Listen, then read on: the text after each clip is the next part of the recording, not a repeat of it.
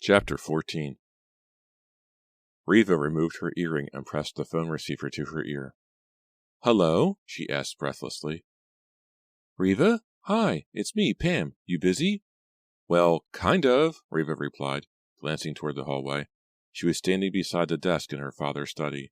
Outside the window, the night sky was a deep purple scarlet. It's going to snow, Riva thought. She shivered. The study was cold. She was eager to get back to the warm fire in the living room.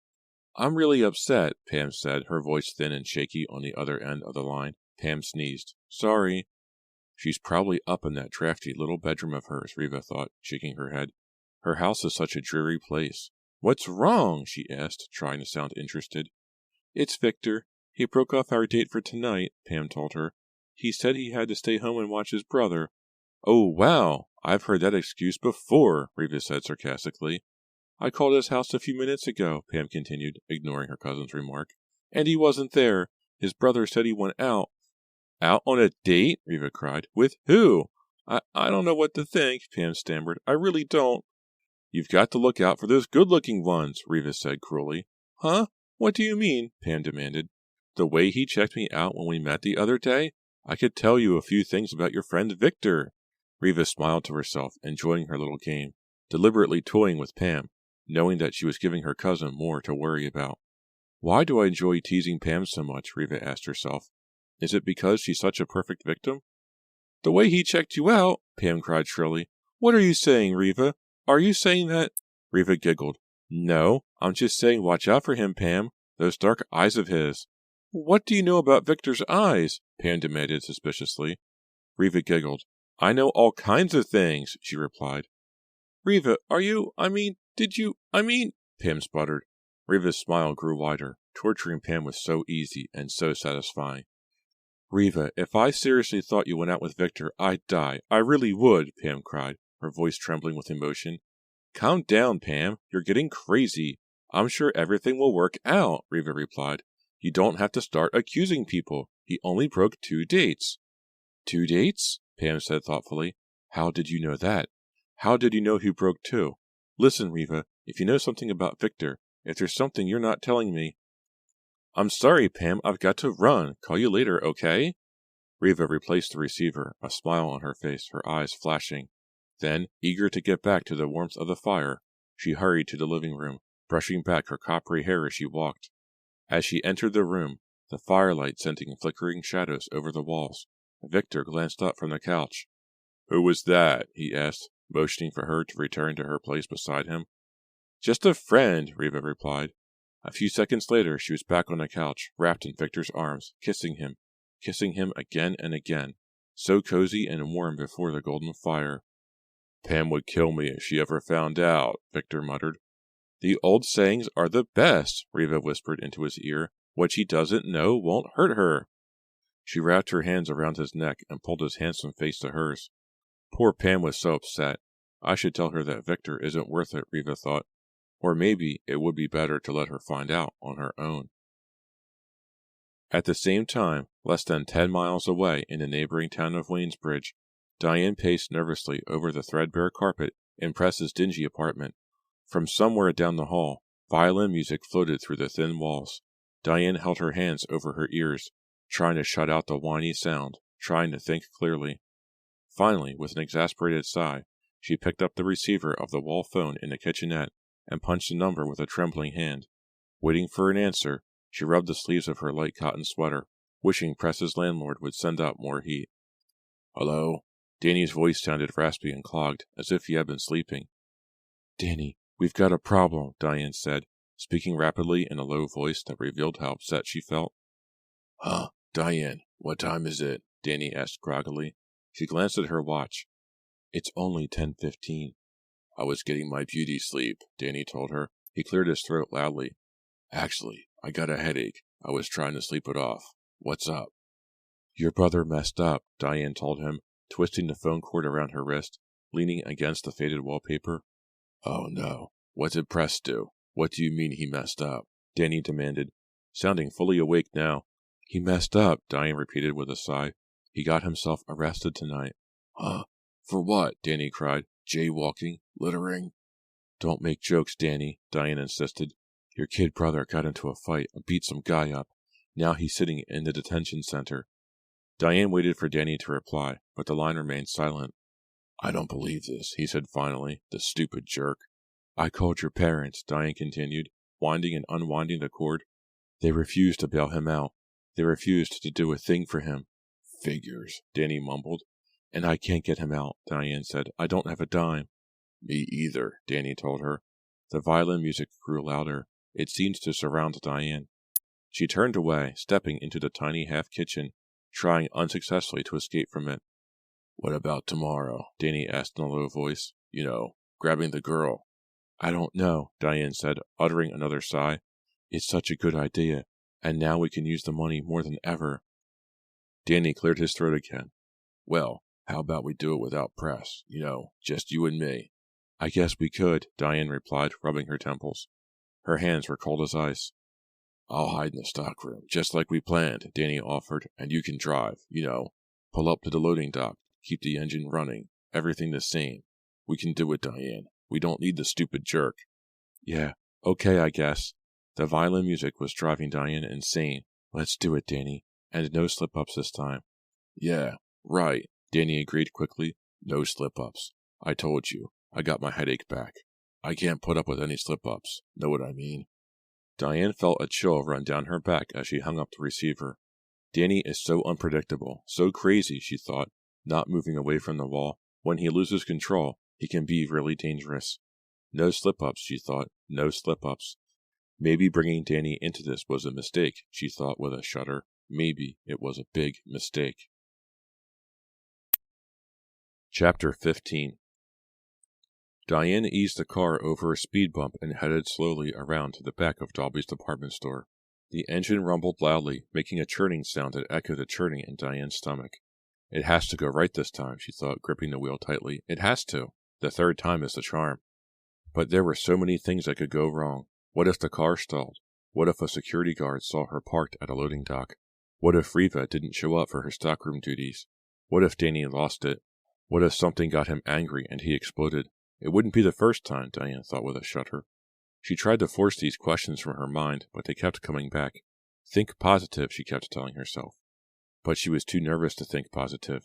Her hands were cold and clammy on the wheel. Her chin was quivering. Stay cool, Diane. Stay cool. She tried talking herself out of her fear.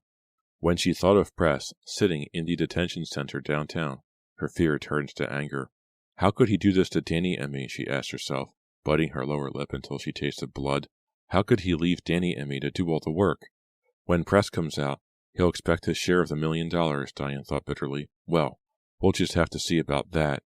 It was a bleak, gray afternoon. It had snowed the night before, but most of it had melted. A few white clumps dotted the area behind the store.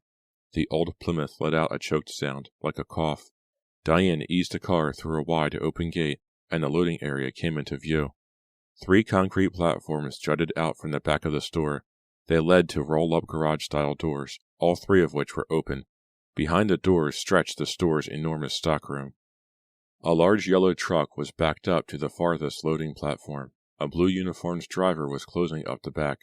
Diane could make out the words, Home Furnishings with Style, in red script across the side. The other 2 platforms were vacant. Diane searched for security guards, but couldn't see any. Her heart pounding, she pulled the car up to the middle of the platform and shifted into neutral. She leaned across the passenger seat and peered out the window, trying to see into the stockroom. Danny, are you in there? Up ahead, the truck driver slammed his door, startling her. She sat up straight, gripping the wheel, and watched as the big yellow truck slowly pulled away. Good, she thought, a little relieved. Now there's no one else back here, no one to interfere, to mess us up. She glanced at the dashboard clock, then remembered it was broken. A loud shot made her cry out and duck. Her heart seemed to leap up from her chest. She was still trembling all over as she realized the sound had come from the home furnishings truck, backfiring as it pulled away. I've never been so scared in my life, Diane realized. She wiped her wet hands on the legs of her jeans. Danny got the easy job, she thought. She glanced into the rearview mirror, making sure no one was coming up behind her. At least he has something to do. I just have to sit and wait and wait and wait and be nervous. What if somebody comes to use the loading dock? What if a security guard comes? Then what do I do? She pressed her foot down on the gas pedal. The engine rattled, then revved in reply. She lowered her head to peer into the dark stockroom. Was Danny in there? Was Riva there? Was the plan going to work? Hurry, Danny. Please hurry. Diane glanced up again to check the rearview mirror, and cried out. A uniformed cop was approaching rapidly, his eyes trained on her car. Chapter 16. Danny leaned against a wooden crate, staying hidden in the deep shadows. He raised his free hands to scratch his hair through the wool ski cap he had pulled down over his face. On his other arm, he had draped the heavy black wool coat he had brought. His plan was to overpower Riva and muffle her cries by throwing the coat over her head. He looked around for the guard, but none was in sight. Lame security, he thought. As he scratched his head through the hot ski cap, his back began to itch.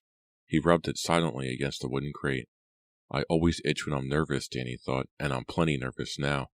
He had entered the stockroom 20 minutes earlier to find a safe hiding place. Luckily for Danny, a shipment of furniture had just been unloaded. The big crates had been stacked against a wall in the center of the vast stockroom. They gave Danny the perfect place to hide and to watch for Riva.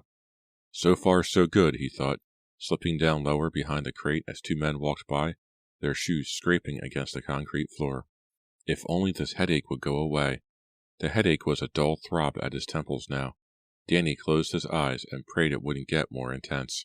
With the headaches came the anger, he knew. The red anger, Danny called it, because he always saw flashes of red when the pain got really bad. The pain made him angry, so angry he sometimes lost control. So angry he seldom remembered what he did. Danny took a deep breath, then another, willing the headache to go away.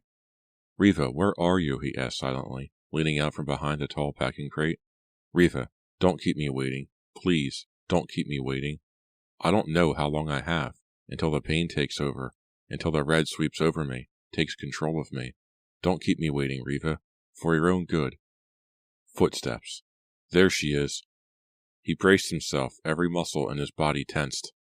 He straightened the wool ski mask, peering out through the two eye holes. The throbbing in his temples grew stronger. He raised the heavy black coat, then lowered it. It wasn't Riva. It was a middle-aged woman in a tight-fitting gray business suit. Her spiked heels clicked loudly on the concrete as she passed. Danny slumped back against the crate. His breathing was hard now, his breathing escaping in noisy gasps. His head itched. He tried to ignore it. Calm. Be calm. But the throbbing pain in his head grew sharper, spread down over his eyes. He closed his eyes, trying to force away the pain. He could hear voices at one end of the stockroom, someone shouting angrily. Another voice replied, just as angrily, "Shut up, shut up, shut up." He could feel the anger now, the throbbing anger, throbbing with the pain. He opened his eyes, tried to focus, but the walls were red, the wooden crates had turned red. The floor shimmered red, bright red, throbbing red. Fight it down, Danny told himself. This had been happening so often to him lately. First the pain, then the red anger. Maybe I should see a doctor, he thought. He pressed his hands against the pulsing. And then, she was there. Riva, wearing a long white sweater over black leggings, carrying a stack of small packages. Yes. Danny squinted through the bright red, saw her clearly. Saw her come near. Nearer. Yes! The pain shot through him. It felt as if someone were tightening a thick rubber band around the top of his head. Tighter. Tighter. Glaring into the red, he crept up behind her. He raised the black wool coat. I've got you now, he thought, struggling against the pain, against the rage that roared through every muscle. I've got you now, Riva. I hope I don't have to do anything terrible. Chapter 17. Staring into the rearview mirror, Diane watched the grim-faced officer approach.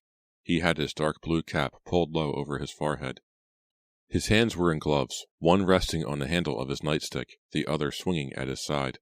This isn't happening, Diane thought, her throat choked with panic. She forced herself to start breathing again. This can't be happening. Oh, please, please walk by the car. Keep right on walking, please. But no, he tapped on her window. Diane reached for the knob and lowered the window halfway, her entire body shaking. Her chin quivered, out of control. She wondered if he could say it. "What are you doing here, miss?" he asked. His voice was high and thin. It didn't match his heavy body or hard, solemn face at all. Nothing? She couldn't think straight. She could barely speak. She glanced toward the loading dock. What if Danny came running out with the girl right now? They'd both be caught. Why are you parked here? The officer asked, lowering his head to the window, his gray-green eyes exploring the front seat of the car. I'm waiting for someone, Diane managed to choke out. She glanced at the wide doors again. Don't come out, Danny. Don't come out now. I'm sorry, the officer said, frowning. You'll have to move. He'll be out in a minute, Diane insisted in a trembling voice. Really? There's a parking lot over there, he said, pointing a black glove in the direction Diane had come. You'll have to wait there. But, sir? Sorry, his eyes narrowed at her. There's no waiting back here. Move it. Now. Fighting back the waves of pain at his temples, Danny lifted the heavy coat in both hands. The floor shimmered like a pool of water, red then gray, red then gray. Moving quickly, Danny crept up behind her. She stopped suddenly. He nearly bumped into her. Swallowing hard, struggling to see through the curtain of red, he pulled the coat down over her head. Her arms shot up. The boxes she'd been carrying fell noisily to the floor. Danny glanced around. No one in sight. She tried to scream, but he wrapped the coat tightly over her face. Her cry came out a muffled whimper. She twisted and squirmed. He gave her a hard shove forward, wrapping his arm around the coat, holding it tight around her head. Don't fight me, he murmured, surprised at his own fury. Don't fight me.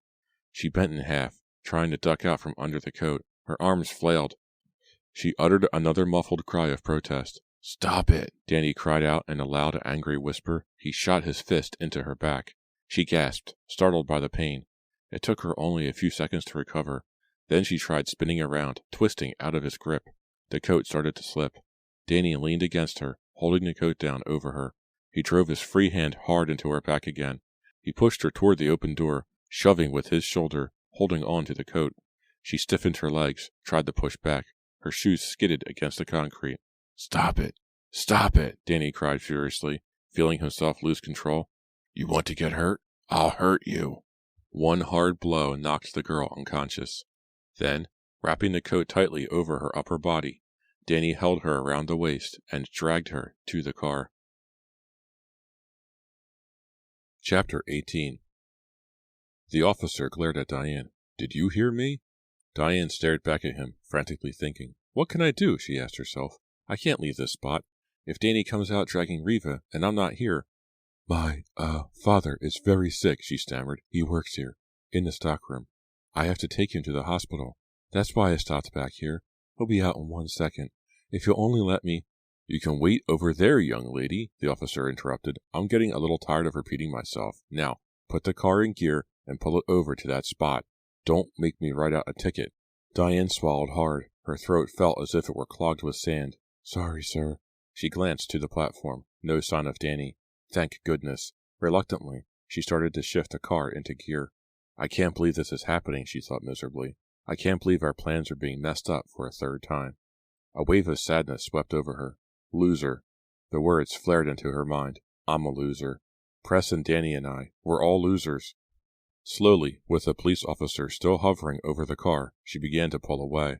A loud crash, the crunch of metal hitting metal, followed by shattering glass, made her stop. Oh no, she cried. At first, Diane thought she had hit something. It took her a second to realize the crash had come from the parking lot. She heard angry voices, shouts, and curses. I've got to go over there, the officer shouted, reaching for his nightstick. You be gone when I get back. Hear? Diane stuck her head out the window, watching him run toward the shouting voices. Yes, she cried gleefully. Some luck. Some good luck. She finally had some good luck. She jumped when the back door suddenly swung open. Hey! She had been so involved with the police officer she hadn't watched for Danny.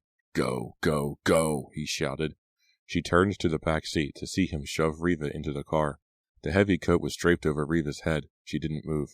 What has he done to her? Diane wondered. Danny, did you? Just knocked her out, Danny replied, breathing hard.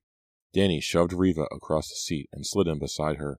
He kept his arm around her shoulder, holding the coat over her. Go, go, go, he repeated, slamming the car door, then leaning close to Riva, pressing her against the seat back in case she came to. I don't believe it. You got her, Diane cried. Shut up and drive, Danny raged. Gripping the wheel tightly with both hands, Diane pulled away from the platform. The car shot forward as she plunged her foot all the way down on the gas pedal and turned toward the street. Glancing in the rearview mirror, she searched for the policeman. She had a frightening vision of him chasing after them, but there was no one. She pulled onto the street, the threadbare tires squealing, and turned toward the highway that led to Wayne's Bridge. "We did it!" she cried gleefully. "I don't believe it. We did it!" Danny grinned at her, still holding the coat tightly over Reva's head. "We're going to be millionaires," he exclaimed. "Millionaires!" "Just like in the movies," Diane declared. If only Press could be here, she thought, feeling a twinge of sadness. If only Press could enjoy this too. But soon they would get Press out. Soon Press would be back with them, and they would be rich, richer than they had ever dreamed. Christmas was almost here. What a great Christmas it was going to be. Millionaires. That's what we'll be. Millionaires, Diane thought. So excited she drove through a stop sign. Dalby will gladly fork over $1 million to get his precious daughter back. We've done it, just like in the movies. And now nothing can go wrong. Nothing. Chapter 19. "I think we've made Dalby squirm enough," Diane said, taking the last bite of her peanut butter sandwich. Danny chuckled. He tossed down the old copy of Sports Illustrated he'd been flipping through. "Yeah, we've had the girl here a full day," he said, gesturing to the bedroom. "I'll bet Dalby's squirmy." "I wanted to wait at least 24 hours, Diane said, carrying the plate over to the small sink and running cold water over it. "Sometimes rich people are so busy making money, they don't know if their family is missing or not." Danny pushed himself up from the chair and stretched, a bulge of white belly showing under his olive-colored pullover. "One day is enough. Dalby is probably waiting by the phone, sweating bullets, waiting for our call." "I hope so," Diane said, setting the dish beside the sink. She dried her hands on a paper towel. "Dalby's daughter is a total pain." "Yeah, can you imagine? She won't eat and she won't say a word," Danny said, shaking his head. "She better not say a word," Diane exclaimed, shooting him a nervous glance. "You tightened the gag, right?" Danny nodded. "I checked everything. She's tied up, blindfolded, and gagged. The works." "Just make sure she doesn't work the gag loose. I don't want a sound coming out of her," Diane said, pulling on her coat. "You know how thin the walls are in this dump." "Guess we'll be moving into a big fancy house," Danny said, teasing her, "with a maid and a butler and a chauffeur." Diane didn't find his remarks amusing. "I won't be 18 for another 4 months, she told him. "I've got to keep the money a secret until then, or my parents will try to grab it." Danny tisk-tisked. "Where are you going? I thought you were going to call Dalby and tell him he can get his daughter back." "I am," she replied sharply. "But you don't expect me to call from here, do you? They'll trace the call and pick us up in 10 minutes flat." Danny turned his glance to the window. "Yeah, I knew that. I was just testing you." He picked up the Sports Illustrated. "Know what I'm going to do when I get my share? I'm going to get a tattoo."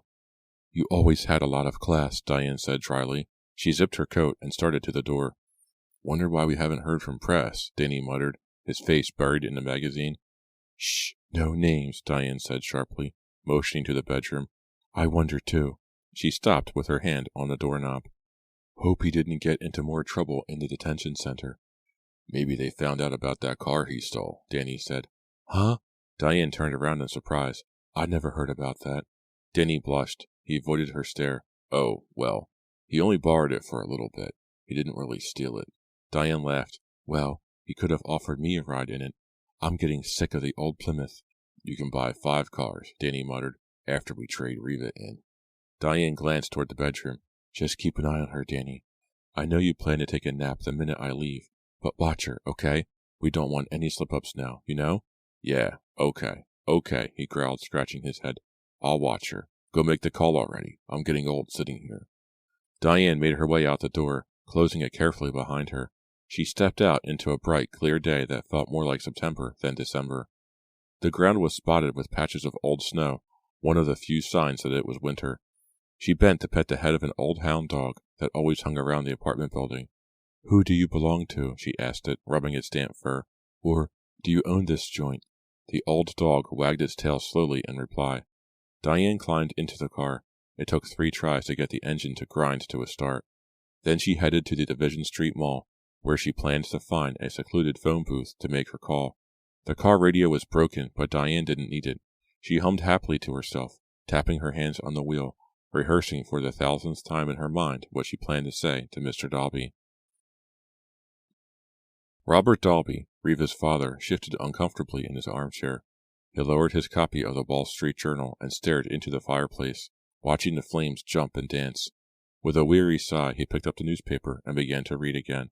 When the phone on the table beside him rang, he let out a startled cry. He fumbled for the receiver, knocking over his small glass of sherry. The liquid formed a brown puddle on the polished tabletop. Ignoring it, Mr. Dalby managed to grab up the receiver on the second ring. Hello? Is this Robert Dalby? A young woman's voice. Yes, speaking. Mr. Dalby, said the young woman, very stern and businesslike. I have your daughter. She's okay and everything. I called to tell you what you need to do to get her back. It will cost you $1 million, see? But don't worry. We have your daughter, safe and sound. No, you don't, Robert Dalby replied. My daughter, Riva, is sitting right here with me. Chapter 20. Mr. Dalby stared into the fire as he listened to the gasp on the other end. He could hear voices in the background, the clink of plates and silverware. The caller must be in a restaurant somewhere, he realized. He struggled to recognize the voice. Was it a voice he had heard before? Was it a girl who had worked for him? Who still worked for him? He didn't recognize her. All he could tell was that she was nervous and young. Riva had gotten up from her chair by the fire and stood beside him, listening to his conversation. Daddy?